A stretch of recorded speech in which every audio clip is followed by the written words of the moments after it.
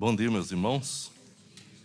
Que a graça e a paz de Cristo esteja com todos nesta manhã e que, com os corações abertos, mentes abertas, possamos entender cada vez mais da santa palavra de Deus. O nosso objetivo aqui sempre foi, espero que sempre seja, estudar a palavra de Deus. Amém? Nós não queremos nos desviar nem 1 milímetro sequer da santa palavra. Muito bem, nós estamos meditando aqui sobre introdução à Bíblia. Introdução à Bíblia, ou bibliologia, o estudo sobre a Bíblia, é o primeiro das matérias que a gente estuda no seminário. A gente está fazendo de forma bastante reduzida, porque nós temos só 4 encontros de quantos minutos? Meia hora, né? Então, quer dizer, o que a gente pode, a gente faz, né?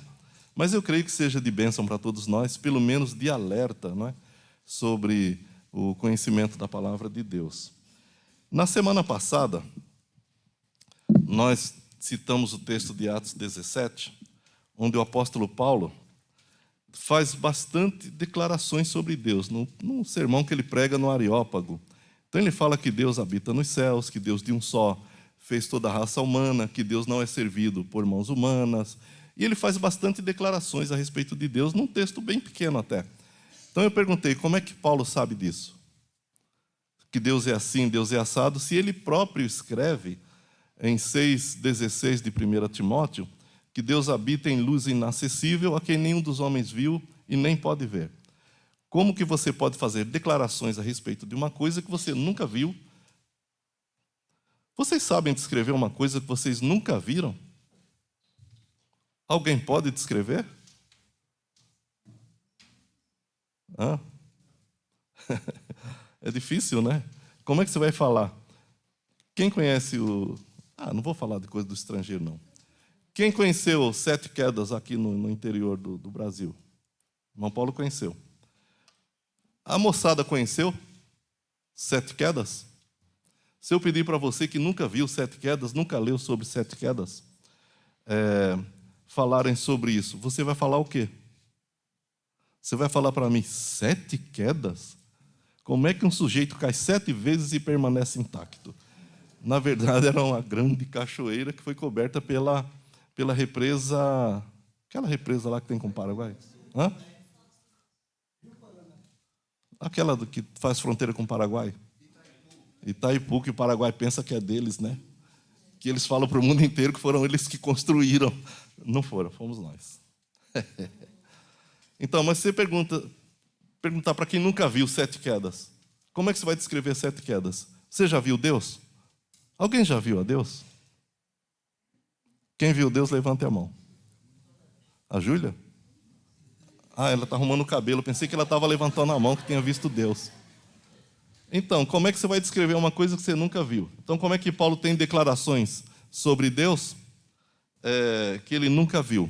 E ele mesmo responde a essa pergunta. Abra sua Bíblia, por favor, em Gálatas, capítulo 1, versículos 11 e 12.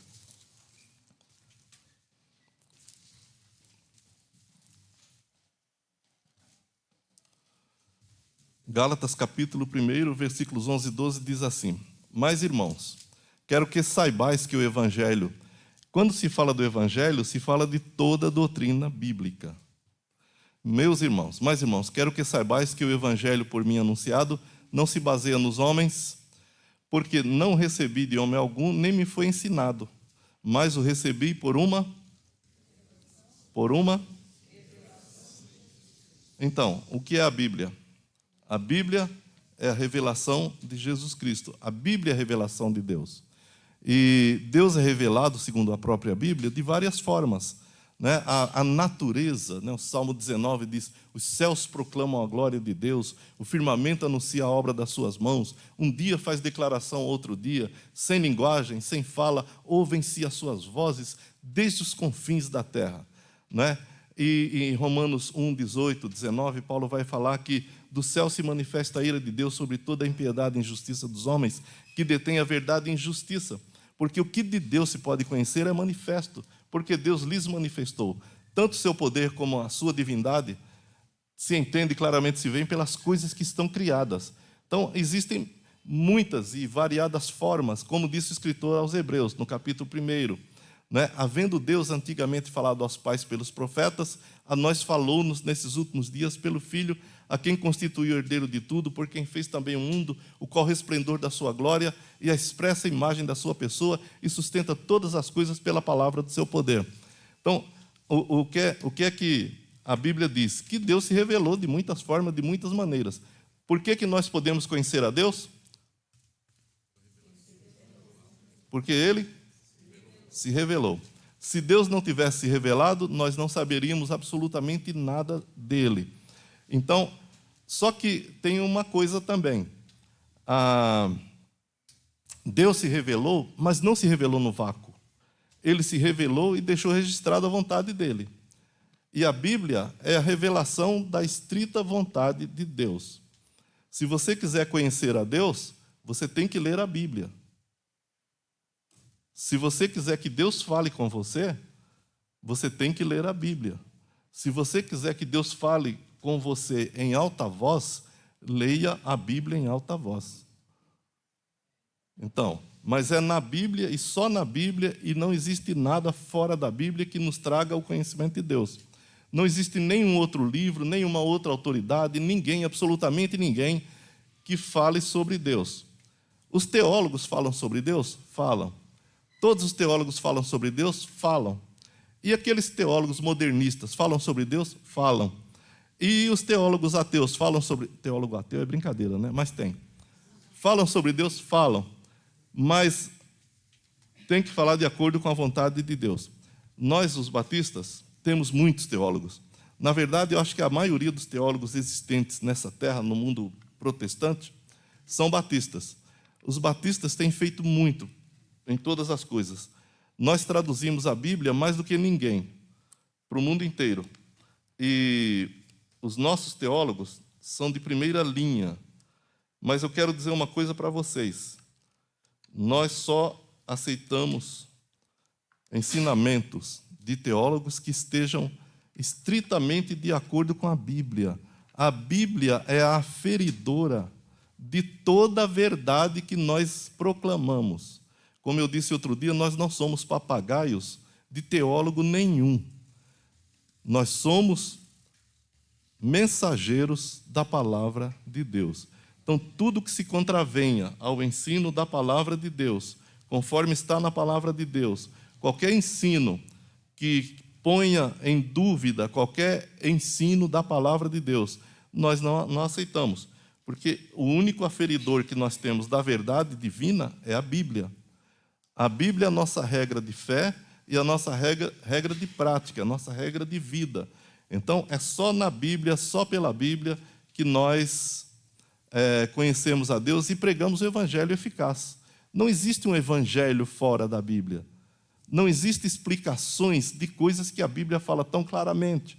Se a Bíblia diz uma coisa claramente, por que eu vou entender de outra forma? Por que eu vou me ater ao ensino de fulano, beltrano? Porque no final, de qualquer forma, eu vou descobrir que ele foi apressado. O ser humano é apressado. O ser humano vê uma coisa assim e fala, nossa, que legal, descobri a roda. Fui eu que inventei o fogo e tal. E acha que aquilo é uma grande verdade. Não tem experiência suficiente para conhecer. Nós vamos morrer e não vamos ter todo o conhecimento. Mas o único conhecimento que nós precisamos de verdade é o conhecimento bíblico. Isso nós temos que buscar, nós temos que procurar em todas as formas, em toda a nossa vida, para que a gente viva bem, viva para a glória de Deus e proclame o evangelho da glória de Deus. Então, a Bíblia, o que é a Bíblia, né? Existem vários livros de religião, não existem? Existe a Bíblia, existe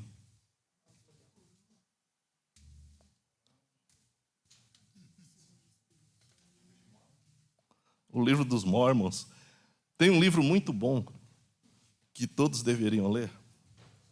Quem gosta de história, né? Chama Livro dos Mortos do Egito. Alguém já leu esse livro?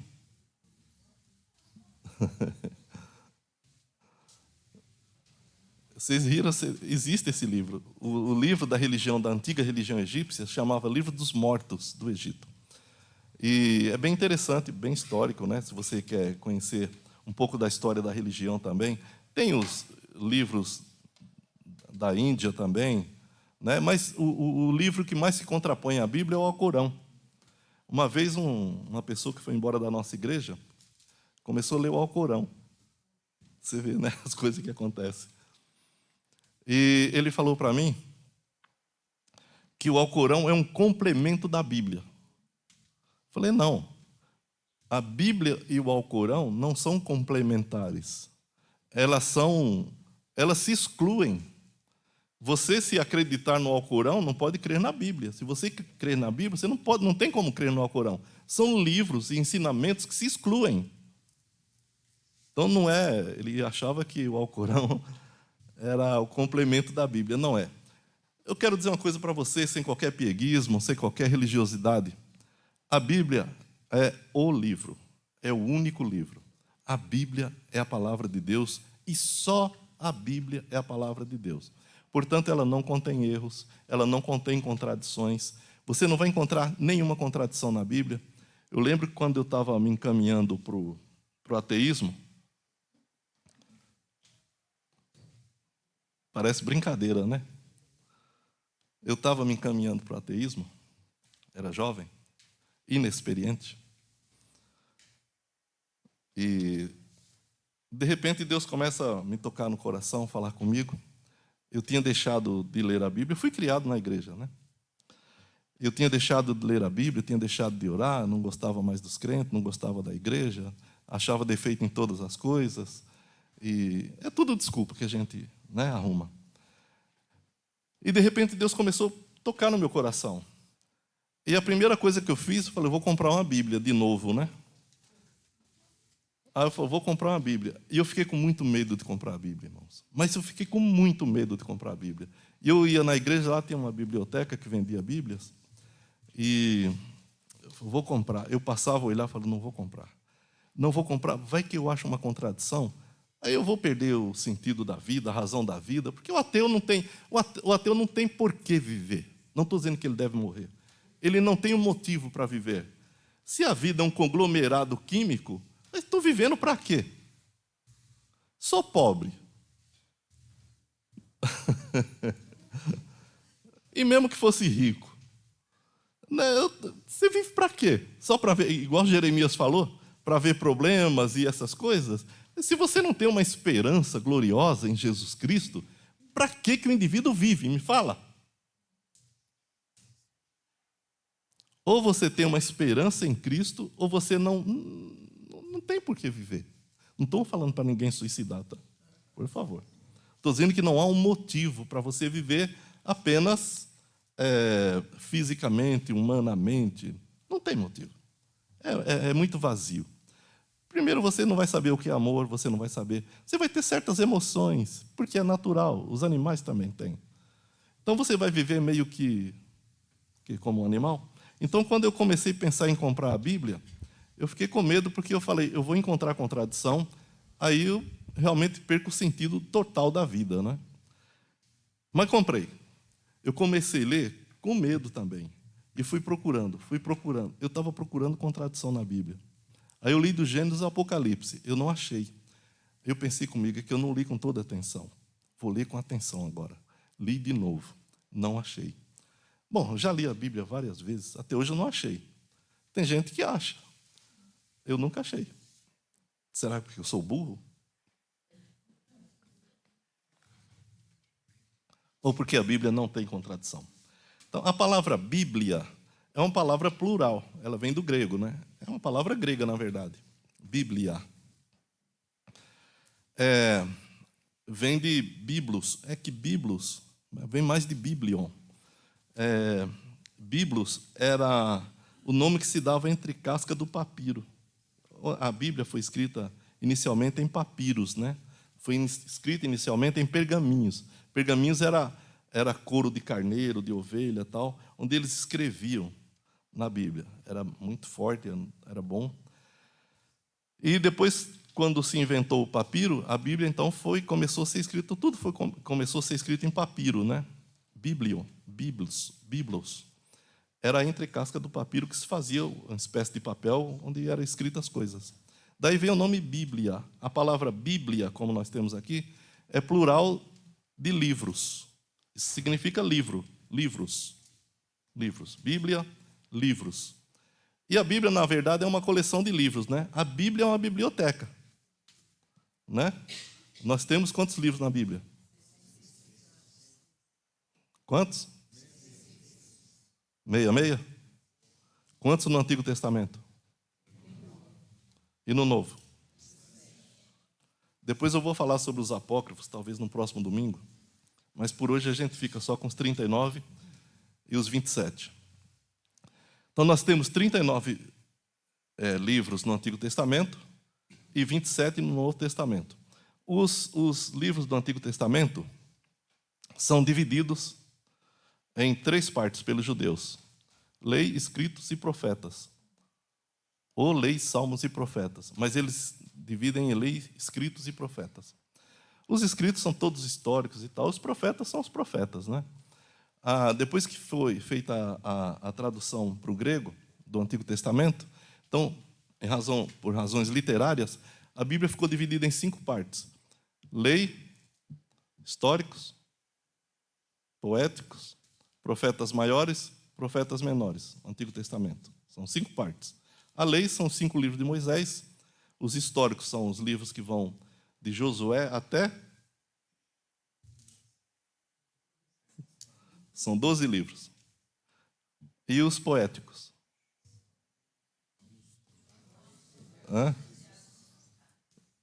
Quais são? Jó? Então, esses livros são escritos em linguajar poético. E os profetas maiores?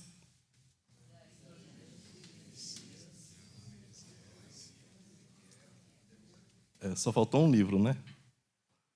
Isaías, Jeremias, Lamentações. Você sabe que Lamentações é um livro poético, né? Então, mas fica entre os profetas maiores porque foi escrito por Jeremias, né? Como sendo um apêndice do próprio livro dele. Então, Isaías, Jeremias, Ezequiel, Daniel. E os menores?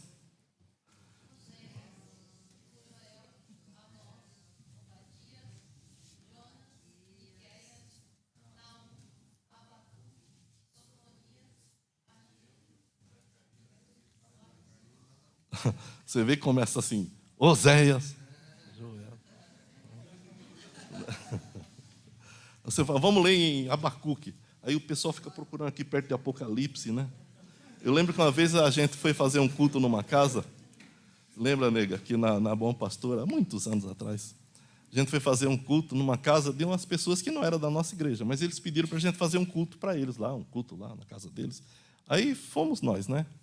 Fui eu, Angelina, pastor José, Ciro e o pessoal que estava lá, né? Aí eu fui ler, eu falei, irmãos, vamos ler em 1 aos Tessalonicenses. Nós daqui já fomos direto, 1 Tessalonicenses, né? Meus irmãos do céu. Aquele monte de irmão que estava lá, 1 Tessalonicenses. Eles procuravam, olhavam no índice, não achavam também. Aí eu falei para a Angelina, nega, ajuda os irmãos. Ela foi lá e abriu para todo mundo a Bíblia, lá em 1 Tessalonicenses. Então eu te pergunto, um pessoal assim tem como ensinar a Bíblia? Não sabe nem os livros que a Bíblia tem. Então o Antigo Testamento está dividido dessa forma. E o Novo Testamento são 27 livros, né? Dividido em evangelhos, histórico, epístolas paulinas, epístolas gerais e profecia.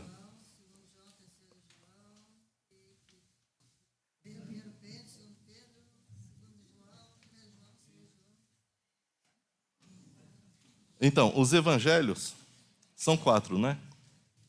Os evangelhos são 4, certo ou errado? Quais são?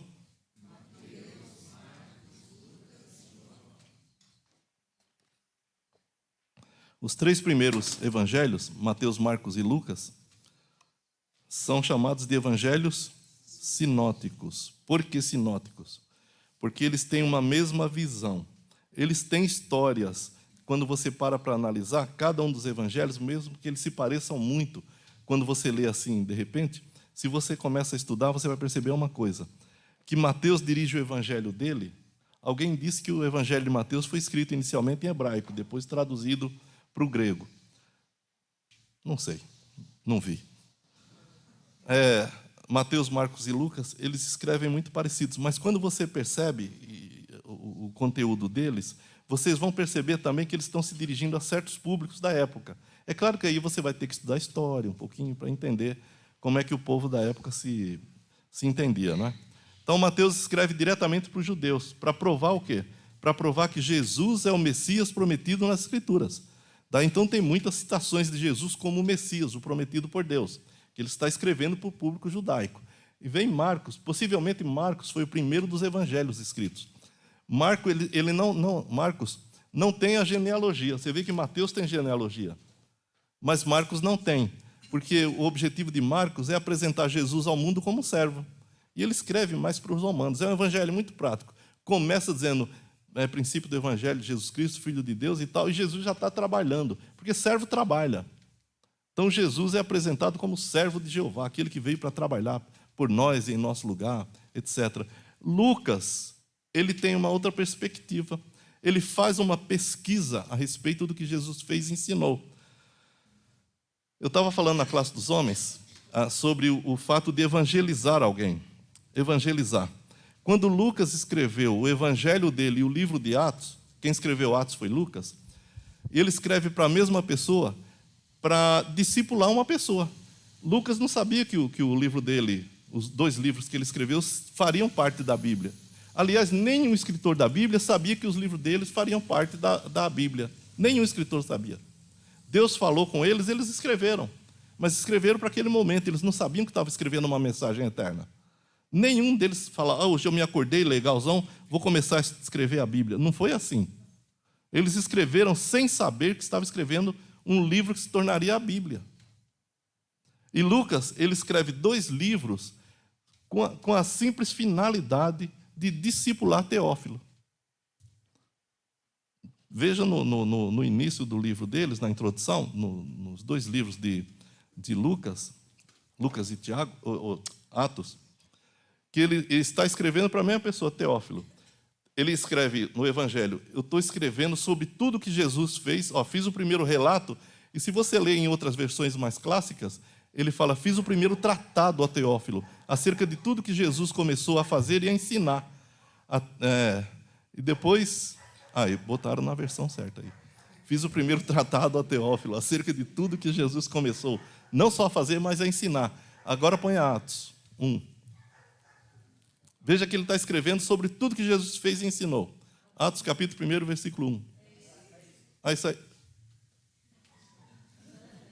É verdade, ele está se referindo ao primeiro tratado, né? Eu que estou boiando aqui. Então ele escreve para... Fiz o primeiro tratado ao Teófilo, acerca de tudo que Jesus começou não só a fazer e ensinar. Continue o texto.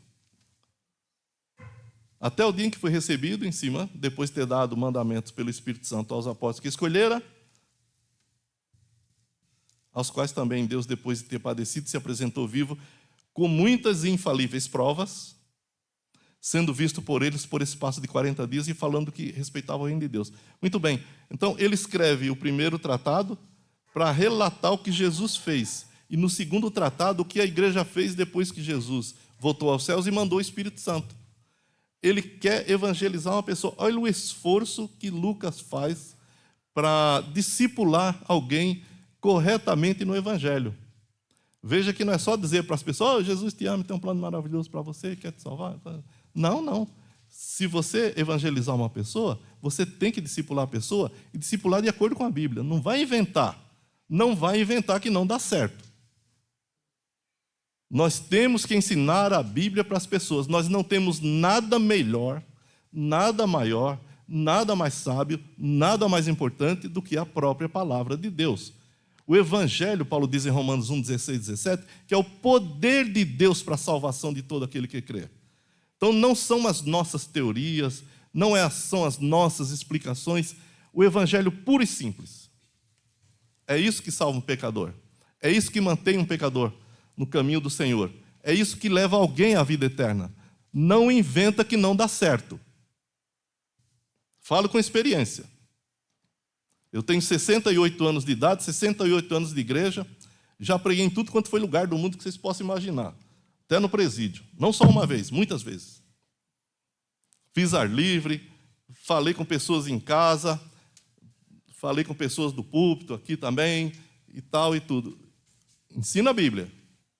Senão você vai errar e fazer a pessoa errar. O caminho do céu, o caminho da salvação está na Bíblia. Não está em outro lugar.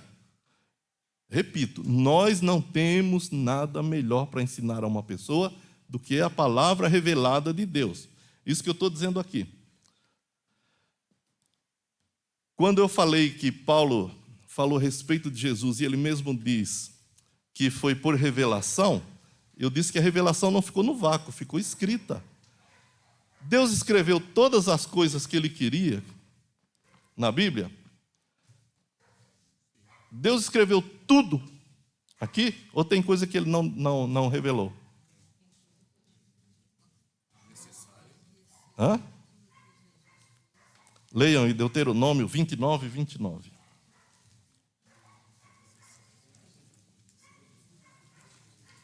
Deuteronômio 29, 29. Leiam, por favor.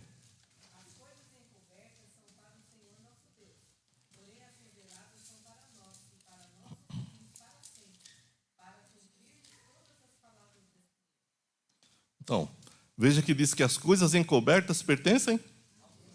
Tem coisa que Deus não revelou? Tem coisa que Deus não revelou. As coisas encobertas pertencem ao Senhor nosso Deus, mas as reveladas pertencem a nós e a nossos filhos para sempre, para que obedeçamos a todas as palavras do que Deus revelou. Uma vez eu estava conversando com uma pessoa de uma dessas igrejas aí, Deus me livre.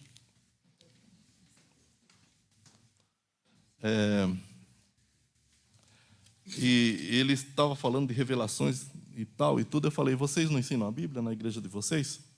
Não, nós recebemos revelações de Deus e tal. Eu falei, mas por que não ensina a Bíblia? Ele falou assim, você já leu na Bíblia que tem uma parte que... Ele não sabia nem onde estava, né? Tem uma parte que diz que Jesus fez e ensinou muitas coisas que não estão escritas. Então, é isso que Deus revela para nós. Eu falei, mas vocês não cumprem nem o que está revelado e vão cumprir o que Deus nem revelou? Sim, ou a gente tem cuidado com isso aqui, ou não tem cuidado com nada, né? Então, é uma necessidade muito grande.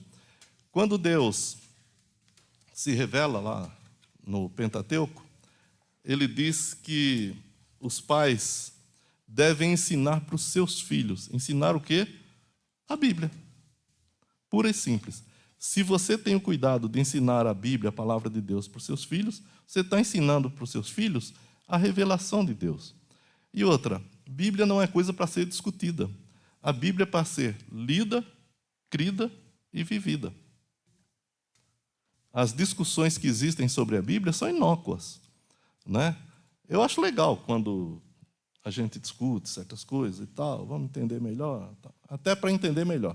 Mas nesse sentido é bom. Mas discutir a Bíblia com pessoas, pegar uma testemunha de Jeová, eu vou provar para ela que ela está errada. Não faça isso. Ela está errada. Mas você também está errado fazendo isso. Uma vez eu cheguei de serviço, tinha ficado de plantão, tribulado. Aí eu cheguei em casa, abri o portão, entrei com o carro. Quando eu fui fechar o portão, vi pelo retrovisor que tinha uma pessoa com a Bíblia verde na mão. Aí eu não fechei o portão. Eu estava querendo chegar em casa, descansar. Aí eu falei, e agora? Fiquei pensando dentro do carro. Eu atendo ou dispenso? Eu pensei, mas Deus me manda uma pessoa aqui na minha porta para falar da Bíblia comigo, eu vou dispensar?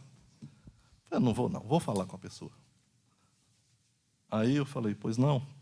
Ele falou, eu gostaria de tomar o seu tempinho para falar do reino com o senhor. Eu quase ri, né, quando ele falou isso, mas eu contive o riso. Falei, pois não. Aí Aí ele começou a contar história, contar e falar. Eu falei, não vou nem falar muito, porque senão gera discussão. Eu estou muito cansado, né? Bom, mas aí ele falou. Eu escutei. Aí falou de 144 mil, falou que faziam obras sociais, falou que um monte de coisa. Eu falei para ele, eu falei, o senhor é um dos 144 mil? Não, isso ninguém sabe, só Deus. Eu falei, e o senhor tem certeza da sua salvação? Ah, isso ninguém sabe, só Deus. Eu falei, olha, eu vou falar uma coisa para o senhor. Eu admiro muito dessa história que o senhor contou, eu acredito que vocês realmente façam isso. Vocês vão de casa em casa, eu poderia ter fechado o portão na sua porta, ou simplesmente ter dispensado o senhor, isso é uma afronta a um ser humano, e vocês passam por isso todo santo dia. Eu falei, eu admiro muito a firmeza de vocês, a vontade de vocês levar essa palavra que vocês creem. Mas eu falo uma coisa para o senhor.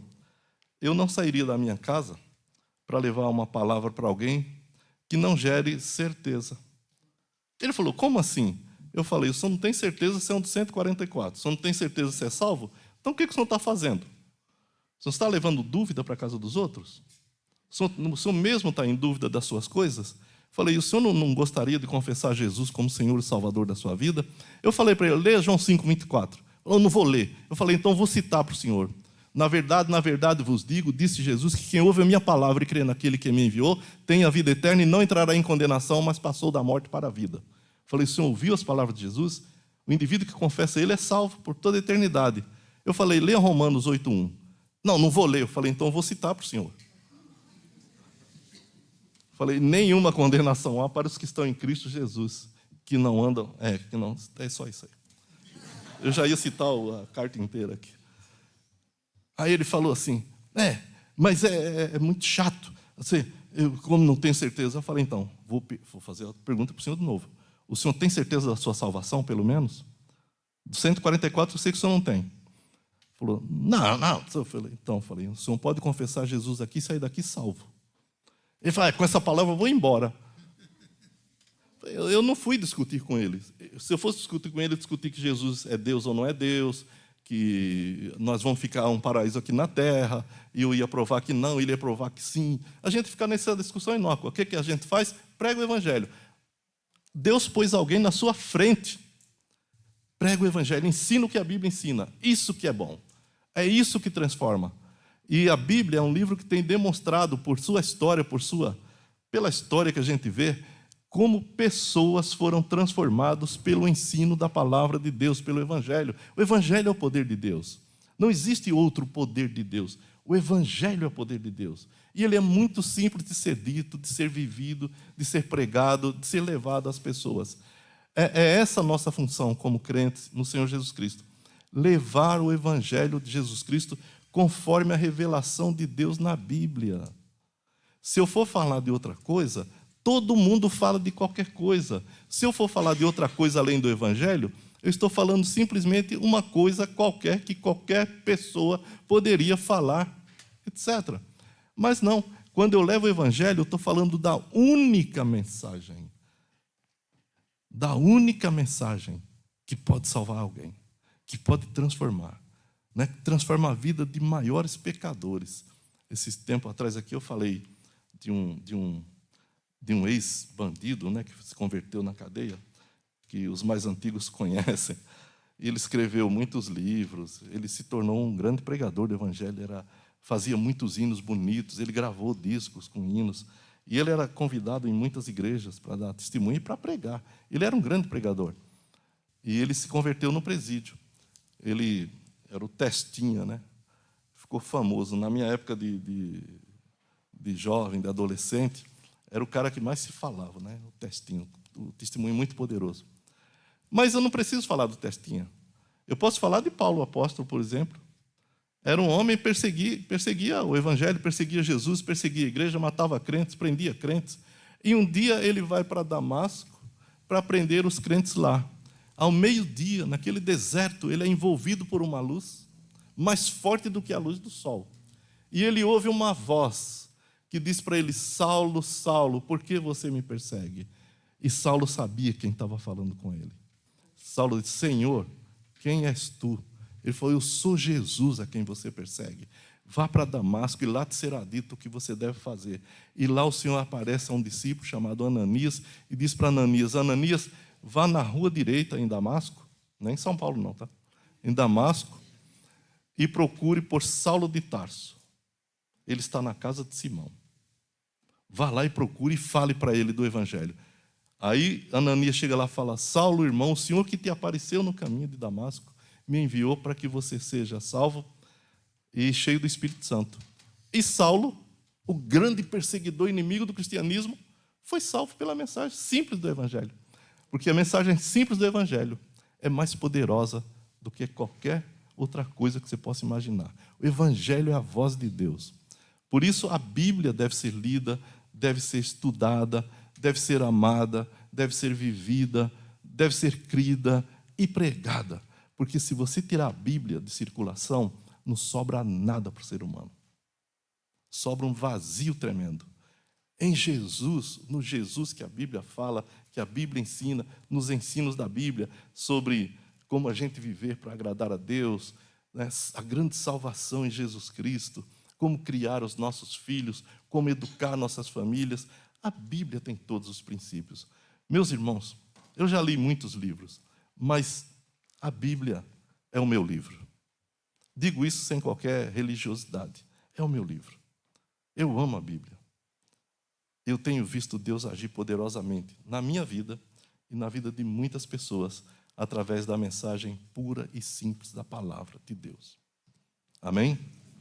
Então, fica para nós, como crentes, que a Bíblia é a única revelação de Deus escrita.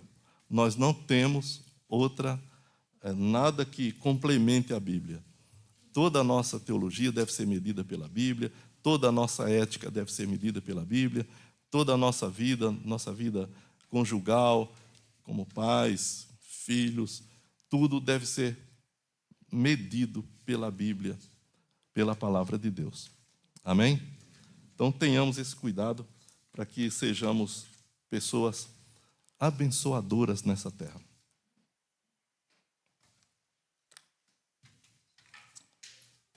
Muito bem. Vamos orar? Vamos ficar em pé, vamos orar.